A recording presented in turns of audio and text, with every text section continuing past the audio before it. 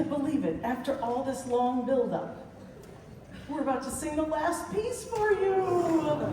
Oh. Hey, let's do it again in a couple years.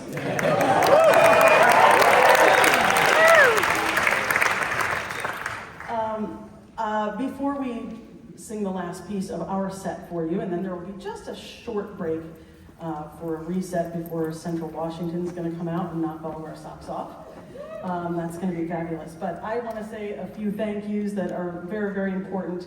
Again, this has just been an extraordinary couple of days, or less even than 2 full days. And so I want to start by saying thank you a million times over to the teachers of these fine students up here. So would you wave at us?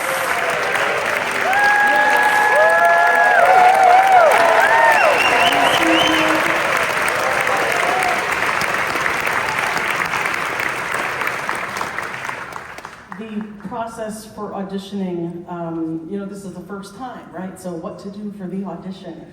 These were things that John Stafford and I spoke about many times, and I know it was a fairly rigorous thing. They had to do some kind of fancy stuff for the auditions, and then I even talked to one director today who just said, I really didn't do anything to prepare my student to be here, not through negligence, but because I knew the student was that kind of student.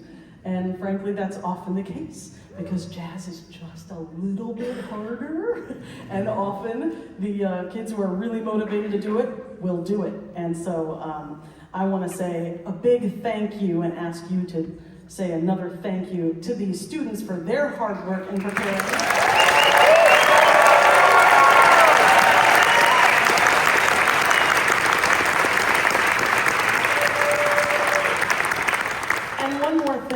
Because I think there are some parents of these people in the room also. So let's say thank you to them. Parents, we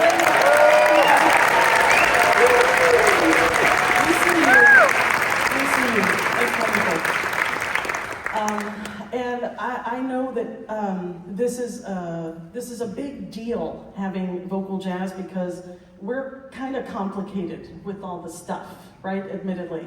And so there's the sound reinforcement, there's the rhythm section, and all this stuff needs to be part of the genre that we love, so we can do all these fun different kinds of things. So I want to say thank you. John already thanked the staff here at the Moody Performance Hall, who've been wonderful. And I want to say a special thanks because the sound engineer back there is actually a student at UNT, believe it or not, who I've worked with in Jazz Singer. So Pierre Jacks, thank you so much.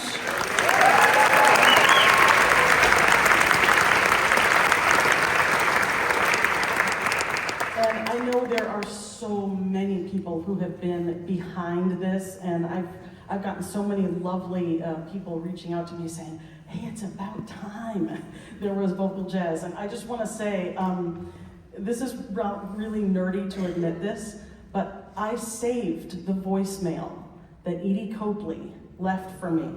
Y'all know Edie Copley, right?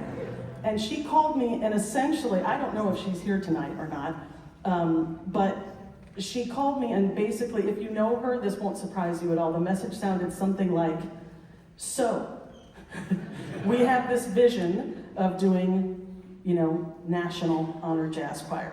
It's gonna happen. And this is like 3 years ago, like over 2 years ago, right? And she said, and so you're going to direct it. And so just call me back to say yes. That's literally, I have the message saved, proof that I'm not far out.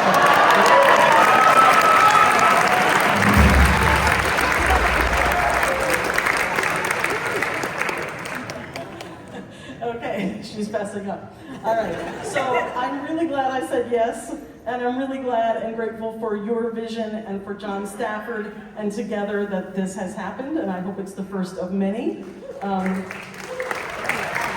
So thank you to all of the, everyone who's doing vocal jazz and is here. And if you're not doing it yet, it's just because you haven't done it yet.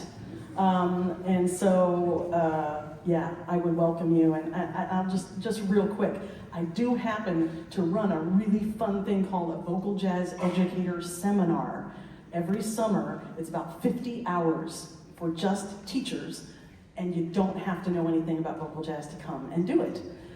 So we do it on the campus of UNT, and it's a lot of fun. And I'm going to have with me teaching this summer Mike Plunkett from Oklahoma, fabulous educator who has taught high school for many years and administrator. So anyway, if you want to dig in, sure, you can come up and hang out. But now,